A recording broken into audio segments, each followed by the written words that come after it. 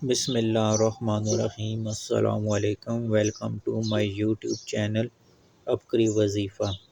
जूते से पाँव पर धब्बे पड़ जाएं तो ये टोटका आजमाएं।